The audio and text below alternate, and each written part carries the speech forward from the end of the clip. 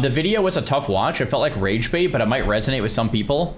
I mean, I wouldn't mind watching it even if we disagree with it, just to see what's going on. I heard a lot of people say they didn't agree with anything he says in this. Okay.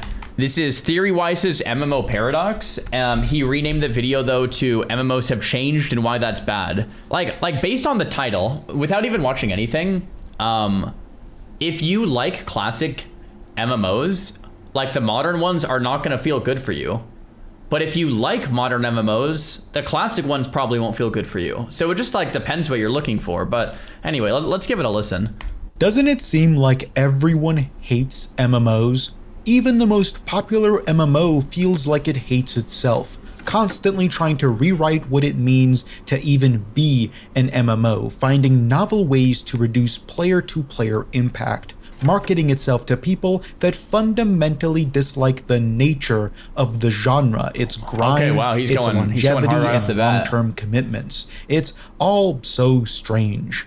It's a genre now reliant on people paying money to skip the parts that were the most foundational to them developing their love of it, retroactively disallowing anyone else to form the same bonds they had all those years ago. I love games, I love MMOs, yet I kind of hate them too. I hate whatever this is, and while I don't hate Final Fantasy XIV or Guild Wars 2, I certainly don't like them either. Honestly, I barely even see them as MMOs, maybe as communal collectathons, no more an MMO than these open lobbies that some games have today. You exist together, you might even do something together sometimes, but you're not integrating with one another, influencing one another. What all these people do has virtually no effect on what you experience outside of an instance. Maybe that's for the better. After all, if there's ever been a more frustratingly overused argument for the existence of cosmetics in MMOs, it's the casually regurgitated aphorism,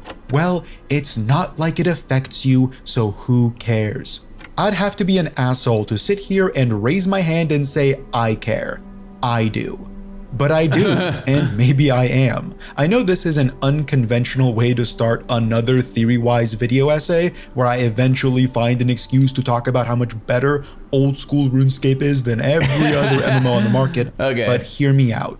Collectively, we barely understand what MMOs even are. MMOs. Okay, so 2 minutes in, he's clearly frustrated with the state of things, right? Like you can just hear it in his voice. Like he's definitely like frustrated with things. I think. And I've been saying this a lot with Midnight, like I've talked to WoW devs who explain the combat experience of a modern MMO like retail WoW as an ARPG. Like it's closer to an ARPG than an MMO. So if like that's the argument he's trying to make, sure, maybe, kinda, right? Like a classic MMO like classic WoW or like an old school RuneScape is definitely more like intertwined with the community. Like you can't do something without someone else. But I think as the game is developed and matured, people are older, people want it to respect their time, and people want to be able to like play the game without trying to get a 40-man raid group together. So like I said at the start of the video from the title, if you're a classic Andy and you want it very intertwined and you want that MMO experience, then like you have classic options. That's great, right? And if you want a more modern style, like I've said in the past, like if you want to call it more of an ARPG even, or like a lobby simulator kind of a game, you also have that option. It might respect your time a little bit more. You can kind of get into it. The combat feels a bit different. But I think the problem here is when you play a modern MMO and you expect a classic one. Or if you're playing a classic MMO and you're expecting a modern one. So your expectations have to be in line with the type of game you're playing. So what do? What I do to not get frustrated is I look at retail as a modern MMO. I'm not expecting a classic one. I go into it not expecting classic features. I go into it expecting a modern game, and vice versa. And that's how I kind of play both and have like fun in both, without feeling overly frustrated, right? Those are porn. We know them when we see them, except when we don't. Wait, what? I'm just gonna go back a second. I don't know what he just said about. But hear me out. Collectively, we barely understand what MMOs even are. MMOs are porn. We know them when we see them, except when we don't. Because when I see Destiny 2, I don't think MMO, I think Call of Duty World War II loot box hub area. Maybe that's my bad. So to ground what I'm going to try and talk about during this video, what are MMOs? Most reasonably, they are persistent and persistently evolving overworlds that are inhabited by hundreds if not thousands of people simultaneously. They are defined by their continued existence after you log off. Here's where I want to posit an even more esoteric definition. MMOs are defined by impact. Not your own, but rather everyone else's. I don't mean that in the Minecraft sense where the world can be terraformed. I mean something grander, impact that affects you, your perception, and your motivations. How the people around you, whether you talk to them or not, fundamentally change your understanding of the game you're playing. How they motivate you to continue playing. That's what makes MMOs conceptually So I mean, the definition of an MMO, the technical definition is massive multiplayer online and then often RPG, role-playing game.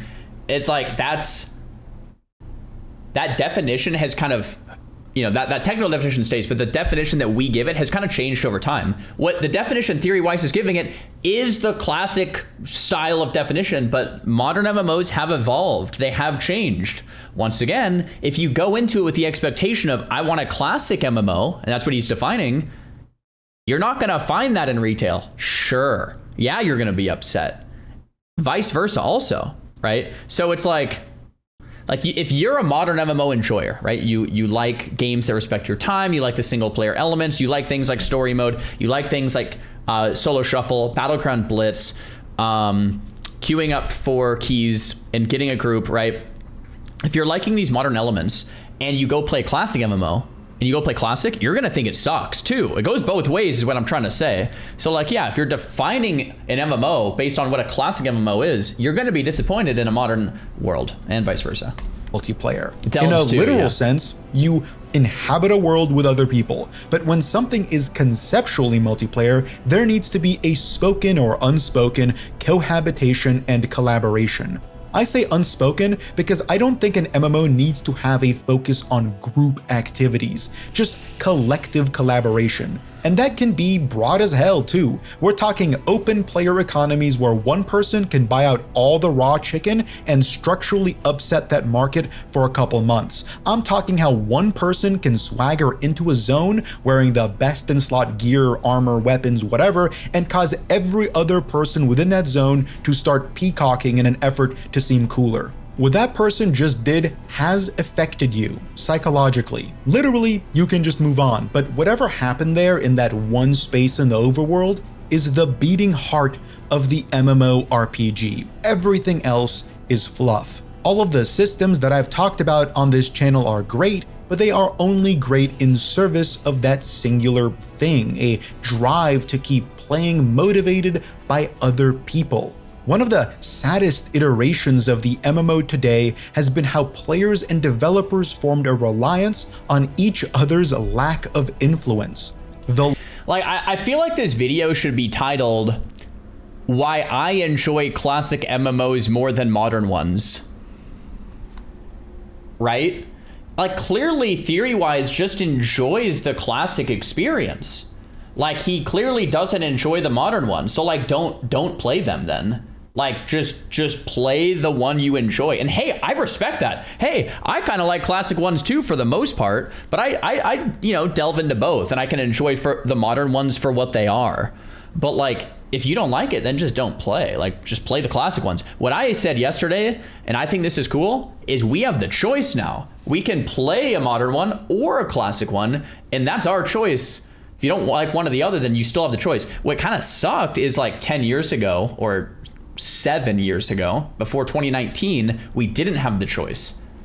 You had to play retail, and if you didn't like it, there was no classic unless you went to like a private server, which people did, but like there was no official classic realm, and you didn't have the choice, and that kind of sucked. So at least, hey man, we have the choice now. Less another person impacts your moment-to-moment gameplay, the better. And the reasons for that are the same in perpetuity.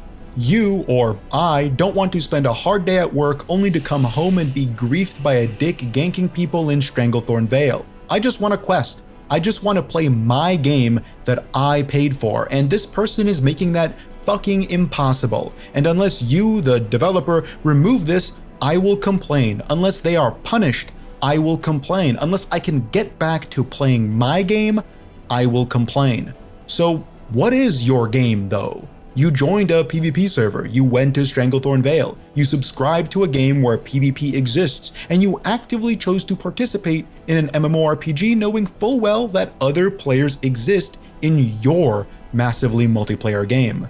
But you're also right, you should be able to pursue your goals ungriefed. I can't just lean back in my chair and say, well, fight back, engage, play, because not only would I also complain, and I have, but because the genre has existed for long enough for all of us to understand that these kinds of frustrating PvP interactions don't always create for successful games. After all, there's a reason why. I think he's losing me here. I thought he was being like ironic and gonna tell the person that's complaining about that to shut up because that's part of the game, but then he's saying he kind of is that guy. I'm genuinely lost. I thought he was gonna say like, don't be that guy. You could always just roll on a PvE realm or, you know, whatever. But if you're playing on, like, I don't know. Every single large-scale PvP-driven MMO doesn't succeed anymore.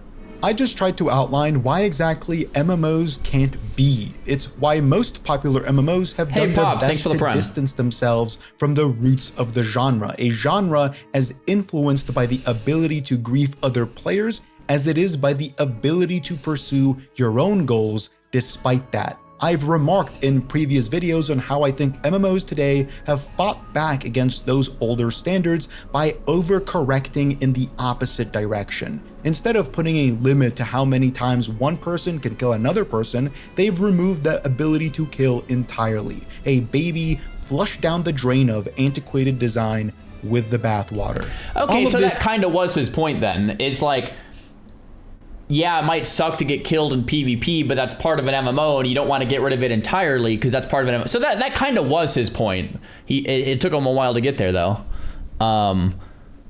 I see. Helped by the fact that before, connected server-wide communities helped punish griefers, gankers, cheaters, ninja looters by excommunicating them. It was a punishment enforced by players. It was emergent. But today, when servers exist only insofar as a company wanting your $25 to transfer, that can't happen. No communities form in the ever-expanding amoeba of cross-server gameplay. What's frustrating about this too is that unlike other genres in today's gaming space, MMO fans have a much stronger connection to their individual game.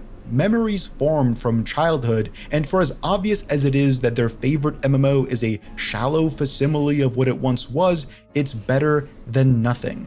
For as much as I criticize that group of people and their favorite game, I also empathize. They are still inhabiting the kinds of connections fostered by the genre. MMOs are driven by commitments that are undercut by player desire. In other words, I wholly oppose the idea that you should be able to look like whatever you want in an MMO. I know that sounds like it came out of left field, so let me explain.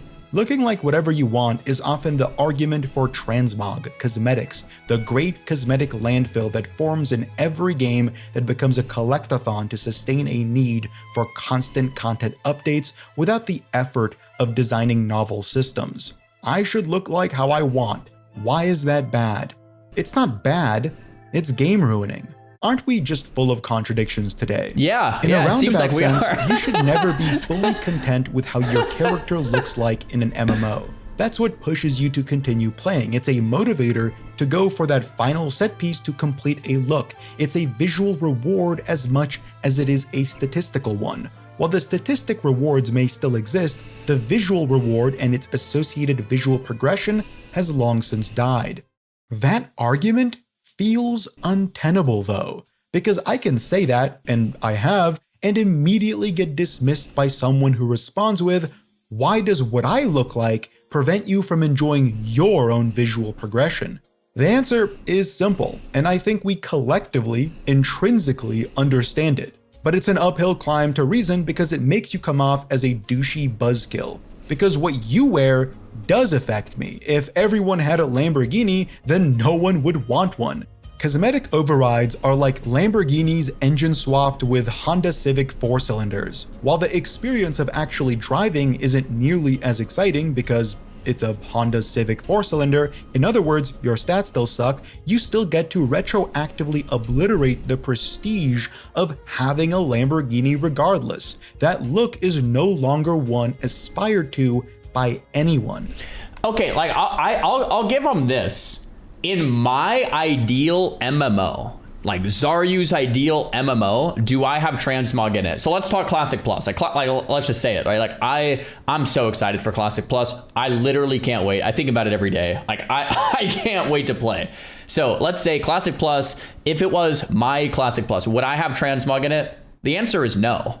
Like I agree with what he's saying, but for retail, as a modern game, well, there's two things. One, retail is a modern game. It kind of makes sense, right? It's a collection sim and people love it. So like, yeah. But two, you can't get rid of it. It's like, you can't go back on something like that, right? It's like kind of like getting rid of flying. Like you can't just not fly anymore. Like you can't just give someone something like flying or Mog and then go back. So for two good reasons, like it's there to stay in retail. Once again, if you don't like it, then don't play retail, right? Just don't play.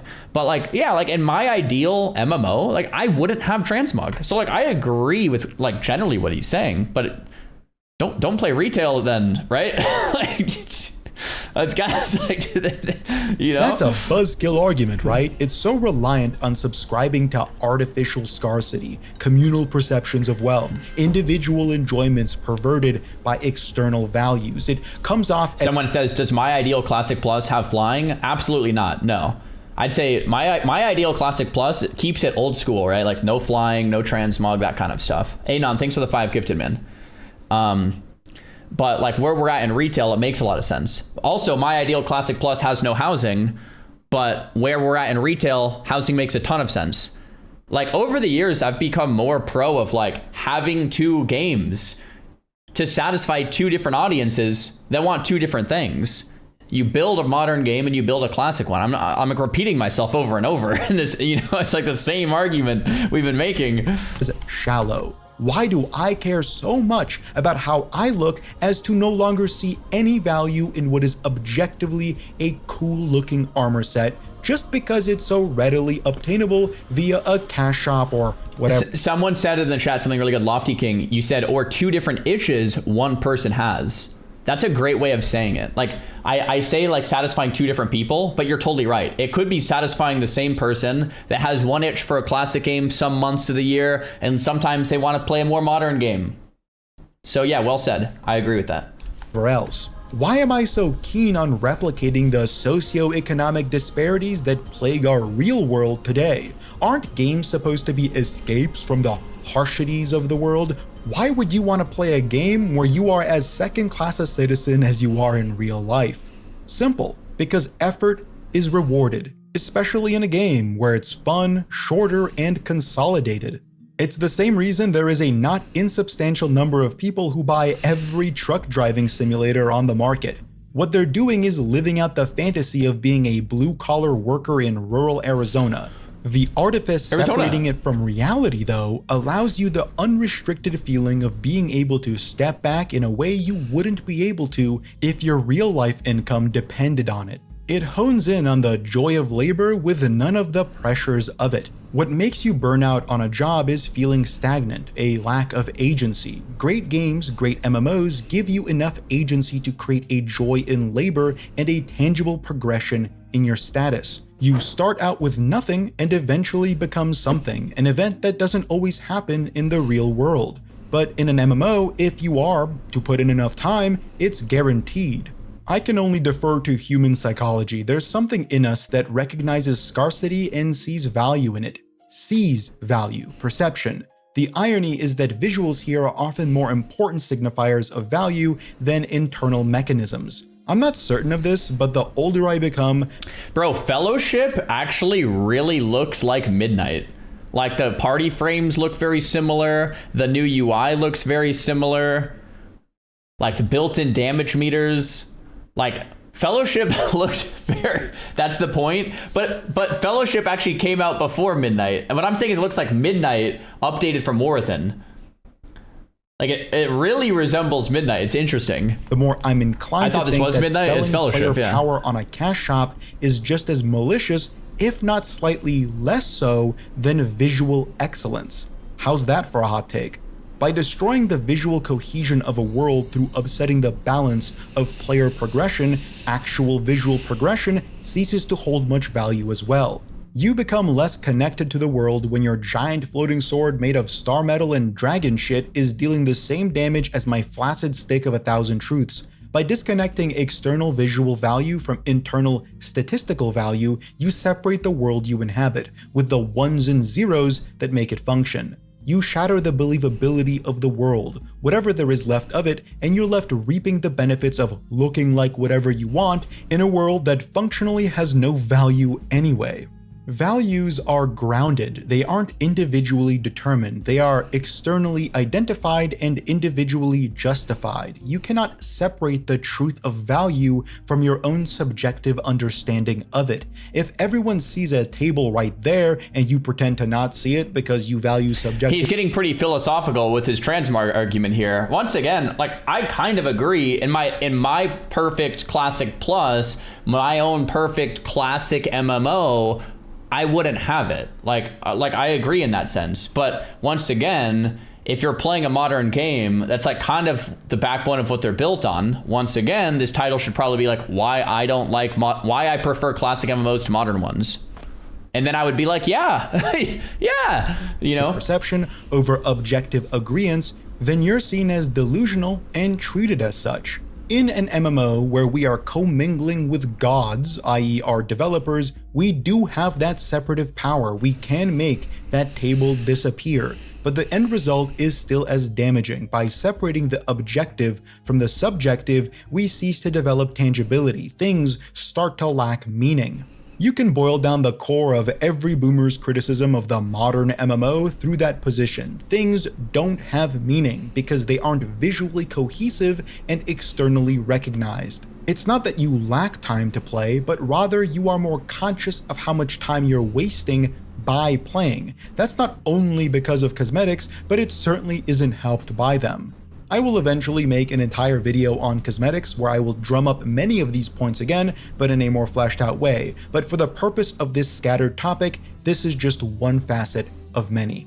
MMOs don't really ask for your time anymore. These non-existent commitments of today, the seasonality that I've railed about in many of my videos, are part of why so many modern MMOs aren't able to bring in new players. They keep their existing ones because those are already committed individuals, but new players can't develop those pre-existing feelings and connections because, as ironic and sad as it is, many of the players today that play the current iteration of whatever seasonal MMO you want to think of developed their love of that game when it wasn't as seasonal. It's such a truly bizarro version. I wonder if he has a point there. I wonder the like statistics on new player retention in WoW. Based like he might actually have a point there. Like I don't know. But I see a bunch of people come into Classic and get addicted. Like Rav started playing WoW in Classic and it's like, oh my gosh, right? But how many people play retail for the first time and then get I don't know, maybe they do. I'm actually kind of curious. Because it does seem like a lot of people that I know play retail did form those bonds a very long time ago. So someone in the chat says, I started in Morathan and I love it. Okay, cool. I play retail is probably more appealing with how they prune classes. I wonder, was there anyone else in the chat that like started playing like in Midnight or maybe not Midnight, it's too soon, but like in Morathan, maybe Dragonflight, that have like been playing ever since? I guess I don't know like too many, but yeah, I'm sure it exists. Like I wonder what the numbers show there. Like multiple people. I started Worth and I did. So cool. Welcome in, guys, by the way. Of unintentional gatekeeping. I saw this tweet by a well-established creator in the World of Warcraft space, someone I know has been playing the game for decades now. where they remarked about how players have gotten old, and that's why they don't have the time to commit to an MMO that is asking them to play for longer than a couple minutes a day. I believe it was in relation to having longer dungeons like those that existed in vanilla in 2004. I thought that was so funny because this person was an adult back then too. The argument that adults today have less time to play an awesome game is not only not true, but it has never been true. Adults played MMOs in 2004. They were the majority demographic. They played them during the housing crisis. They played them during recessions as much as kids did during recess. It's also not true from a gaming landscape. People are playing more games today than they ever. I kind of question that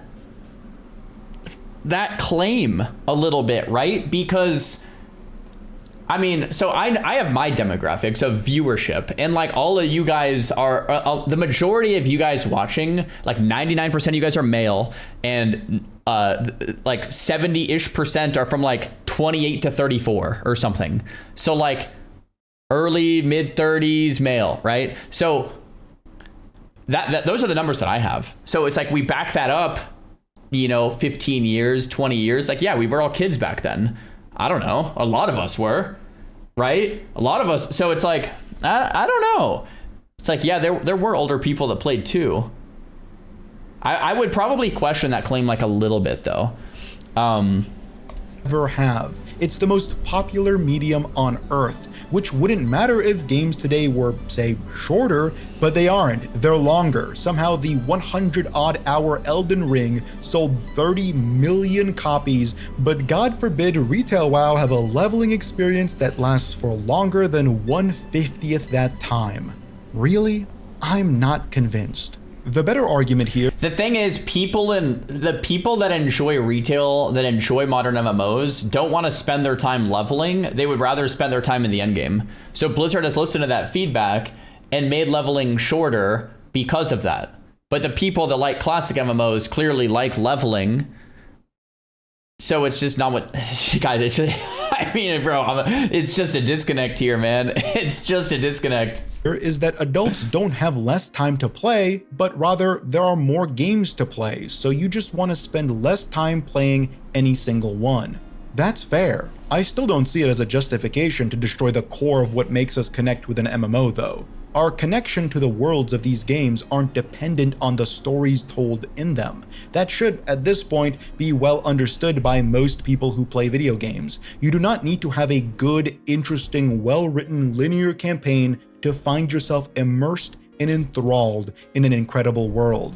You just need personal experiences and time. That's it. It came easier as a kid because you did have more time to play and were less conscious of time wasted. You had less of a perception of time itself. But it's very much still possible as an adult. MMOs have just incorrectly responded to this observation. Instead of promoting further connection, they have defaulted to not providing one altogether. That's why most of them aren't getting many new players, and those that they do get don't develop strict and never-ending bonds with their characters. I think it's worth saying that I'm being general here. I'm not trying to suggest that literally not a single new player has ever started playing retail WoW and enjoyed it in the past few years. Just that the amount of new players is relatively paltry. Want to know? I'm curious on that claim too. He might have a point. I don't know. Blizzard probably has the numbers. Like, how many new retail players are there coming in today versus 10 years ago, right? Which depends on a lot of different things. Like the landscape of MMOs were just different back then. Like our ages were different back then. The cultural landscape was different. Like everything was different. So you couldn't even necessarily say it's one thing, but I would still be curious. Oh, the secret reason why I love and cherish this old school RuneScape character more than I do my multi-decade old human paladin in World of Warcraft? Because I've spent more time with them. Blizzard hasn't given me a reason to play my human paladin much at all. I have cherished memories on him. I remember the raids I used to do. I remember being forced to heal Hellfire Citadel and being made fun of by the guild leader's wife for not being a good healer. I remember getting my first cutting edge. I remember logging off for the last time. These are old, nostalgic memories. They mean a lot to me, and I would be sad if this character one day up and disappeared, walked into the digital horizon of my favorite zone, Stormsong Valley, and never returned to my character selection screen. But achievements are account-wide. I have them on all my characters. I have those memories in my mind.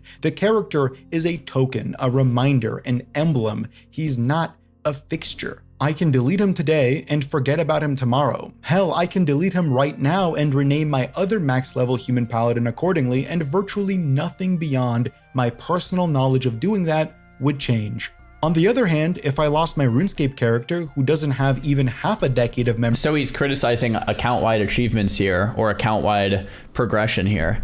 Once again, like, one of the biggest things that Blizzard was hearing in the last many years is like, we have alts, we like alts, and we want account-wide progression for all of our alts. We don't play one character now, we play an account of characters. I've gotta say, personally, I still don't do that. On my login screen, I have one character, right? I don't even have any other characters from the last 2 expansions leveled up, right? I don't even play with the fireside thing. I play one tune. So I play a character on an account. So like, once again, I'm more of an old school player. So like, I kind of agree, but then like, it just goes back to then, if you don't like it, then don't play retail, right?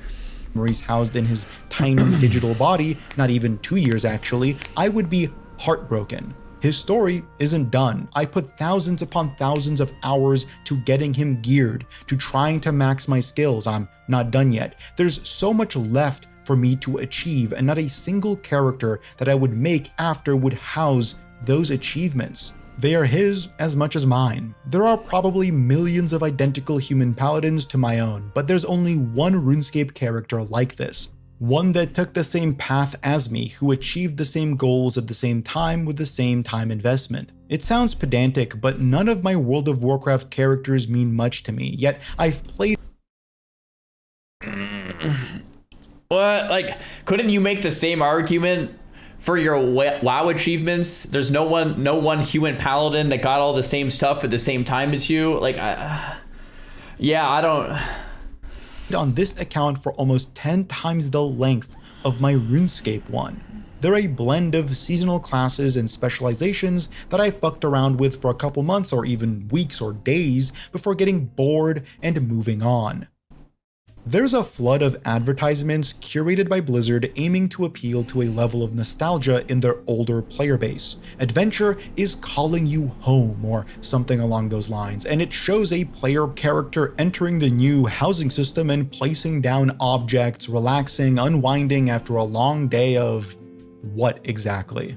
I've criticized WoW's incarnation of player housing as being disconnected from the game itself, a fully instanced collectathon that prioritizes individual expression alienated from multiplayer online features entirely.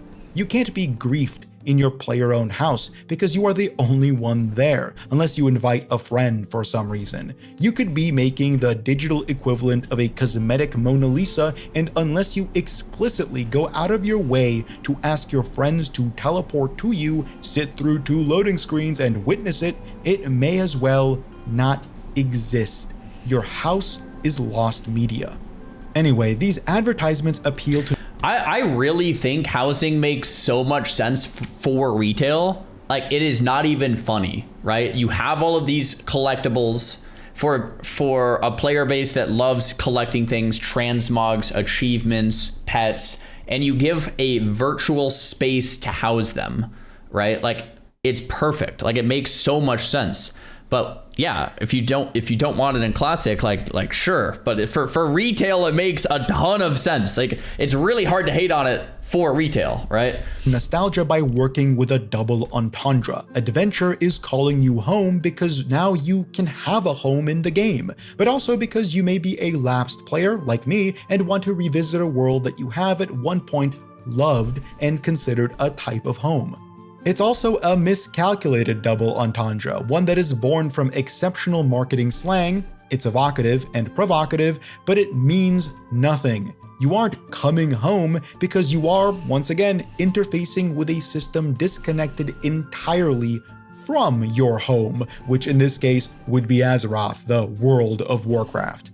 The real home, the world, is also not the one you left all those years ago. It's flitting, it's seasonal, it asks you to create alts when you run out of content, which if you want to play for more than like an hour a day, you will. It's a collectathon. The content in this case is collecting cosmetics and their associated recolors and then waiting for your weekly chance of getting an actual piece of... I don't know if I actually agree on this one. I would say in classic WoW, it's actually more of an issue than retail. I think he has it backwards on this point. So in classic WoW, once you get to raid log status, you can make a real argument that like you do your raid and log off. Like you hit your molten core, right? Your Onyxia, right? Log off. Like what do you do besides make an alt? Whereas in retail, the big pro of retail is that you have an actual endgame. You can grind Mythic Plus keys forever. You could grind arenas forever. Solo shuffles forever. Blitz forever, right? Raid Battlegrounds, like Mythic Raid, the raid itself, right? It's gonna take weeks and weeks and weeks of prog, right? Depending on what kind of player you are and how serious you wanna take it. But the end game of retail is kind of where it's at. So no, like it's not just like an hour, like you could literally grind forever. That is the big pro of retail, the end game, right? That's the big con of classic. It's like once you get to raid log, you kind of just raid log, which is fine for a lot of people and even desired by a lot of people. I'm not saying it's a bad thing, but like I would say it's kind of the other way around. Gear. Adventure in these ads is framed like a character-specific journey. You see what are supposedly player inserts slaying monsters and getting awesome loot. Like in this ad with this Overwatch character looking blood elf using a golden crown like a stand for her tea kettle. But you won't do that. It's provocative, it gets the people going, but it's meaningless. Houses in WoW are cosmetic by intent. You can't make tea and relax because there's no such thing as relaxing in the scope of the game. There are no systems that would ask your character or you to relax, figuratively or literally. I know that sounds stupid, but I hate these fucking ads because they only mean something to people who want to roleplay making tea in a player-owned house that doesn't involve tea. You're not making tea and you certainly aren't making lonely memories. But let's say you are making tea. Wow, your character is so tired and British, I guess. What did the adventure that made them that way involve? The overworld is dead. There's nothing to relax from because the game itself, other than its top-end rating and Mythic Plus systems, doesn't ask for any level of effort or time from its players. What are you, taking a vacation from your vacation? It doesn't even fit thematically. And yet, all of these criticisms are equally meaningless. People like the housing system a lot. Sure, there are the odd buzzkills like me who point out just how hollow, empty, and antithetical to a multiplayer RPG the entire thing is to ourselves, but True. This is what the existing players want. The people who had enough time to connect to the game back when it still demanded time are now able to integrate their pre-existing connection through further systems like the player-owned house. Yeah. But new players, by and large, won't. I don't know if I agree with that claim, but how is it that we're too old to spend 2 hours sweating through a dungeon with a group of players, forging bonds through blood and clashing steel, but what we do have time for is utterly meaningless self-expression in a padded room? That's bad faith. What I just did there is bad faith. Let me try again. There is nothing more systemically shallow than defaulting to a mindless collectathon. The integration of collectathon mechanics requires... Like, he just put it together, right? What the current player base actually playing retail wants is, like, he just said it and put it together. Like, the other part is, and you're not that demographic. You know, I will give him credit for this. As someone who has played a long time and it's no longer what you want, it is a painful experience. He's obviously hurt. It's a painful experience. Hey man, I've been through it too. Like, your favorite game that you grow up on, you're no longer the demographic for. That does suck. I agree. That does suck. I'm sorry, brother. Like I've kind of been through the same thing, like being more of a classic guy. Like, sure, I can understand why he's hurt, but like, it's clearly just not what he wants anymore, right? There's no thought. The engineers who made the WoW housing system function on such an old engine are wizards. The artists who brought all of these items to life are incredibly talented, yet the systems designers, or at least the directors who manage their integration, are about as creative as a DeviantArt Sonic OC. A collectathon in an MMO is so easy to integrate because it doesn't require integration. Systems like cross-pollinated skills that feed into one another in interesting ways, items that may upset the economy or sustain it, new bosses that create alternate routes to gearing all require a level of consideration from the designer. How do we implement a feature like this without upsetting the carefully made balance of our game? How do these new features augment the game? If they do they make it better? A cosmetic collectathon though, it doesn't matter. It changes nothing from a systemic angle. You are doing the exact same thing you always were, but now a piece of UI pops up to tell you you've earned a housing item. It's wonderful for monetization. It adds a kind of reward for doing random nonsense, but there goes that cosmetic landfill growing 4 sizes overnight. Man, isn't it just so easy to design reward space when the rewards are intentionally intangible, housed in an instance of an instance of an instance? I've spent a large portion of this video ranting about cosmetics, and I haven't even released my video on cosmetics yet. When I say that people hate MMOs, what I mean is we all have a troubled relationship with the genre. Anything requires time to breed investment and connection, the MMO most of all. Yet there's this odd situation happening where MMOs have become too accessible, too smooth and frictionless, that connecting to them as a new player is just about impossible. Tell me if I'm the only one who has ever experienced this. You finally try out that MMO everyone has been talking about for years. You buy it or download it, create your character, load into the world, and at every turn, it's like the game simply bores you. It either gives you too much information, too much help, or not enough about... You know what we should do collectively as an industry, as consumers of MMOs? We should just break the genre in two, and when you market your game, you market either I'm a modern MMO or I'm a classic MMO. So people at least know what they're getting and what they're marketing to, right? Like, I'm a modern one. Okay, that's not for me. I'm a classic one. Okay, that's not for me. Or maybe that is for me. Like, I feel like that would really help out theory-wise here. Like, just break it into two. Like, mentally, that's kind of what I did, right? We have two categories. They're almost completely separate in your mind, right? I guess they both are MMOs, but that might help a lot of people, right? Random bullshit.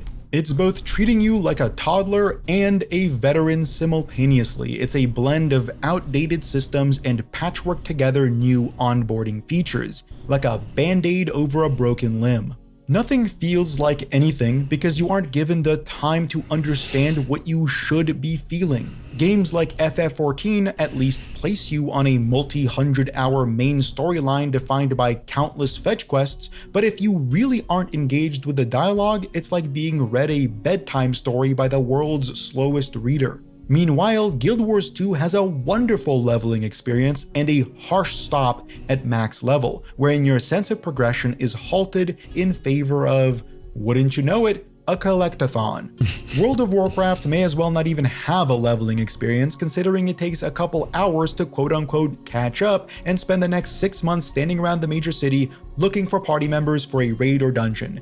Or even better, running brain-dead overworld or old instanced content for, wouldn't you know it, random cosmetics. When do I get to start feeling something toward this game? What part of it should I feel something toward anyway? Is it the leveling? Clearly not. Is it the endgame? The gameplay may be fun, but considering everything resets every half year, it's not like my character experiences any level of long-term RPG growth. Their UI collections grow, I get more mount recolors, but all I'm really doing is ping-ponging between power levels. I don't even get to see a visual growth anymore. These games might conceptually be easier to get into, but it feels impossible to get connected to them. In prior videos, I blamed that on friction, and yes, that's true. When you have too little friction, that's because the game ceases to demand anything from you, and when you aren't demanded anything, you zone out. I'm unsure why some MMO fans even disagree with this, considering every other piece of art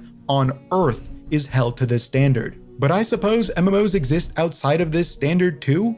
It's not like they're made to be fun. You know, I was just kind of brainstorming on something you said like a minute ago here. I think one of the reasons retail players actually really have grown fond of things like transmog, collections, pets, and housing, which is more collections, is because retail has so much verticality, right? Every expansion, he's right, you do replace all your gear. You do replace every single item and you become more powerful. But what do you not replace? You always keep that mount. You always keep that pet. Going for that mount from last expansion is still a thing. Going for the house, like that's the stuff that stays. So in some people's minds, the mount or the pet or the achievement that stays is more important than that piece of gear. They like in modern MMOs, it's kind of flipped. Whereas in a game like Classic WoW, like you might keep that trinket the whole expansion, and you know it's classic, so you're not getting the next expansion, so you might keep that thing like almost like forever, like the whole expansion. So it's a little different. Or like in RuneScape, it's definitely there's almost no verticality, a lot more horizontal. So the thing that's horizontal progression in Classic WoW is the cosmetics. Maybe that's why. They're made to be rewarding. That's why grinding ends up feeling good eventually, if it's done and integrated well. A few of the best YouTubers in this space have pointed this out far before I have. MMOs aren't good games, not in the traditional sense, not in the way Last of Us is well written, not in the way Sekiro is tightly designed. They don't have great moment-to-moment gameplay, and their progression loops atomize around length instead of quality. And that's true if quality means compartmentalized excitement. If games are there to funnel you between intrigue and action, then MMOs often fail. The best ones do offer those things, but at vastly different increments. The intrigue in a good MMO comes while you're in the shower or laying in bed. The action comes after you spent the past hour running through a zone searching for something to act upon. When they try to dilute those elements or outright remove them to focus in on action in the same way Sekiro does, what you're left with is distinctly not an MMO, just a mediocre action game. That's why I call Retail WoW a bad ARPG. The gameplay is solid, the class design was next to none before it was gutted with the Midnight expansion, yet the itemization is as boring and dry as any other. The way you play is identical to any ARPG. You're filtered between AoEing packs of mindless enemies and focusing on a single boss with a curated selection of mechanics.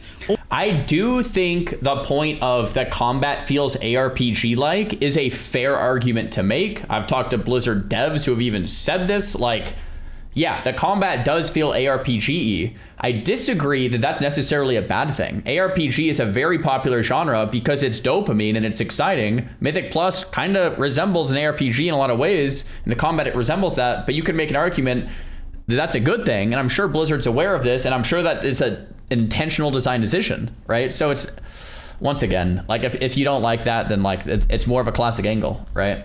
Only to be bombarded with samey loot for your efforts.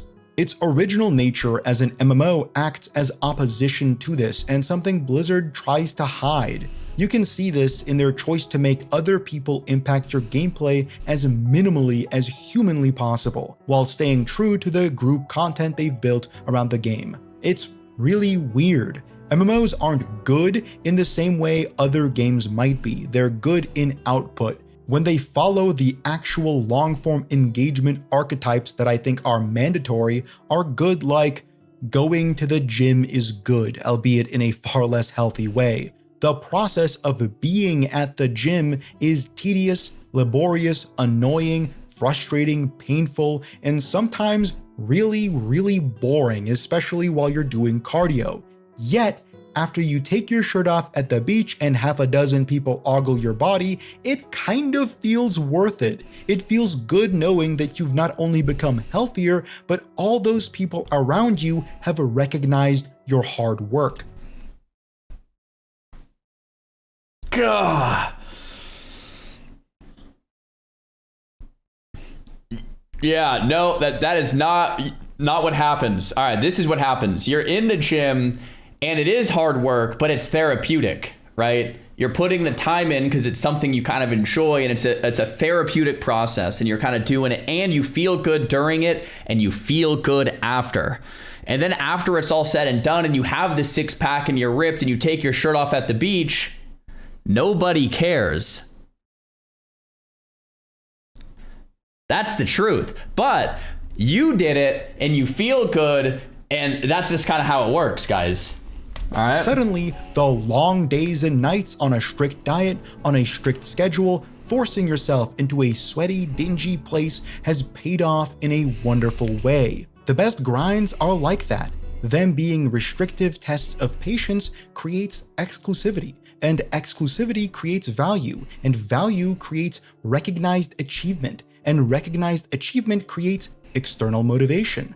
I really think, like, in the game, I think that makes more sense. But when it comes to the workout analogy, I don't think the analogy holds, like, at all. In the game, I get what he's talking about, though, right? Like, in the game, it's like you're a new player, you log in and you see someone on like a gladiator mount, and you're like, oh wow, how did you get that, right? And it's like, oh, I did this, this, and this. And like, it might motivate you to then play the game and start PvPing, right? Like, I think we all can relate to something like that. In RuneScape, you see a fire cape or an inferno cape. What's that? How do you get it? Oh my gosh, I need to try to get that one day, right? Motivating, right?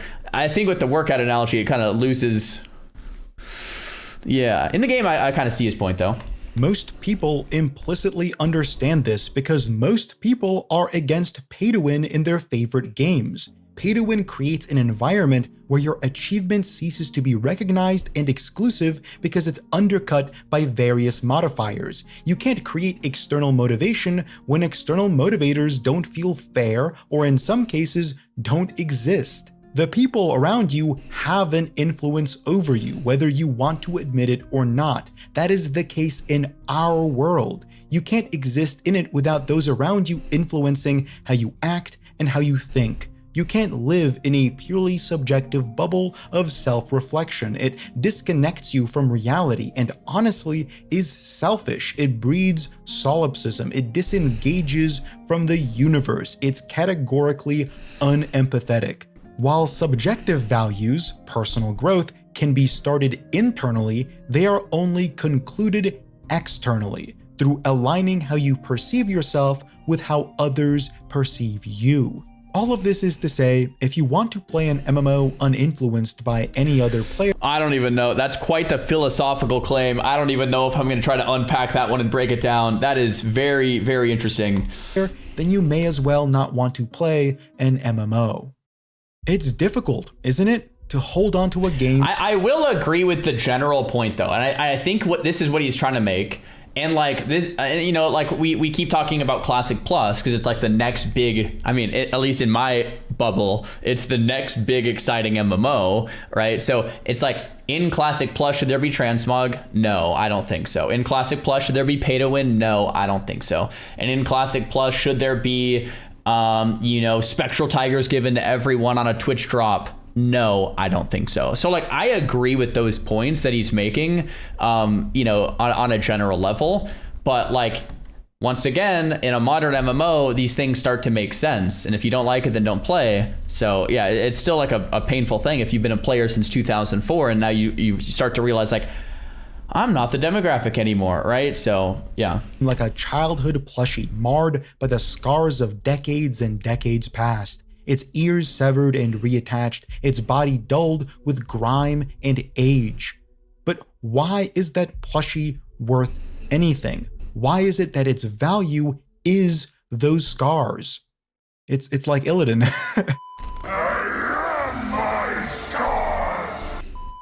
Okay. The connections we develop with this genre are so intense due to the things people now perceive as its major flaws.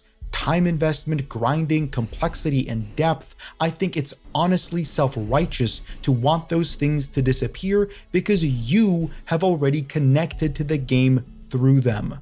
You may not want to retain features that you now deem as unacceptable when their qualities have already been passed on to you.